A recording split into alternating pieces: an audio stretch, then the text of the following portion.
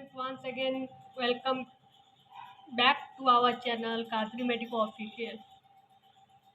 आज की टॉपिक पे हम डिस्कस करने वाले हैं शॉक के बारे में। ठीक है, ये टॉपिक मेडिकल सर्जिकल नर्सिंग के रिगार्डिंग है। जीएनएम और बीएससी नर्सिंग दोनों स्टूडेंट के लिए है।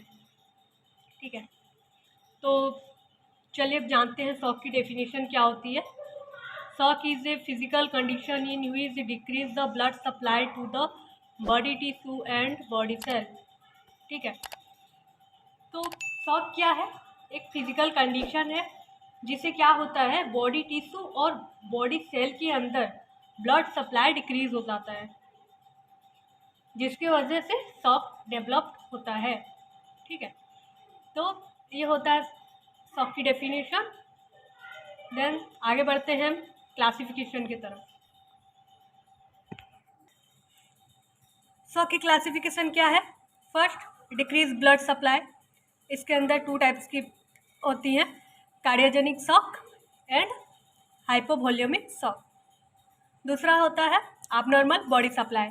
इसके अंदर होता है septic shock, allergic shock and neurogenic shock. तो ये है क्लासिफिकेशन ऑफ शॉक। फर्स्ट हम देखते हैं कार्डियोजेनिक शॉक। ठीक है, this type of shock due to heart problems and blood supply to body. Cardiogenic shock क्या होता है? मतलब जिस पर्सन को हार्ट प्रॉब्लम्स हो उसे कार्डियोजेनिक शॉक डेवलप होता है, और बॉडी में ब्लड सप्लाई की वजह से भी जो होता है ना, कार्डियोजेनिक शॉक डेवलप होता है। देन सेकेंड आया हमारा हाइपोवॉल्यूमिक शॉक। हाइपोवॉल्यूमिक शॉक क्या होता है? This type of shock caused bye excessive fluid loss. ठीक है, हाइपोवॉल्यूमिक शॉक क्या होता है?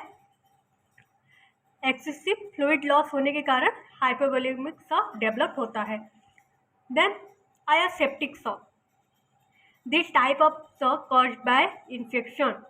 सेप्टिक शॉक किससे डेवलप होता है? इन्फेक्शन की वजह से डेवलप होता है। देन आया हमारा एलर्जिक। एलर्जिक शॉक क्या होता है? This types of shock caused bye severe allergic reaction. Allergic shock किससे डेवलप होता है? सीवियर एलर्जिक रिएक्शन की वजह से। देन लास्ट हमारा आया न्यूरोजेनिक शॉक। न्यूरोजेनिक शॉक क्या होती है? This type of shock caused by damage to the nervous system. तो क्या होता है, इस टाइप का शॉक होता है, किस कारण से होता है?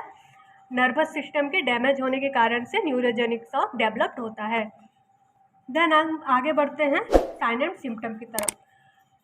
तब कौन कौन सी साइन एंड सिम्टम शो होती है? First, reduce the blood pressure reduce हो जाना, anxiety, cyanosis, rapid pulse and nausea and vomiting. तो ये साइन एंड सिम्टम शो होता है। देन आया हमारा मैनेजमेंट। मैनेजमेंट में फर्स्ट आता है हमारा मेडिकल मैनेजमेंट, या फिर कह सकते हैं ट्रीटमेंट। ठीक है, तो क्या क्या किया जाएगा? O2 थेरेपी दिया जाएगा, IV इन्फ्यूज़न में प्लाज्मा, ब्लड एट्सेट्रा। ड्रग दिया जाएगा एपिनेफ्रिन एंड नॉन एपिनेफ्रिन। ठीक है, देन आया हमारा नर्सिंग मैनेजमेंट। शॉक के पेशेंट के लिए नर्स का क्या रोल रहता है? First, monitor vital status to the patient. Then give a comfortable position, patient को कंफर्टेबल पोजीशन देना। Create a comfortable environment, patient के लिए कंफर्टेबल एनवायरनमेंट क्रिएट करना। Perform oral hygiene and record intake and record output of fluid. ठीक है, intake और output record करना। तो ये रहा हमारा शॉक। इससे हमारे 5 नंबर्स के क्वेश्चन बन सकते हैं। तो आज हमने क्या क्या डिस्कस किया?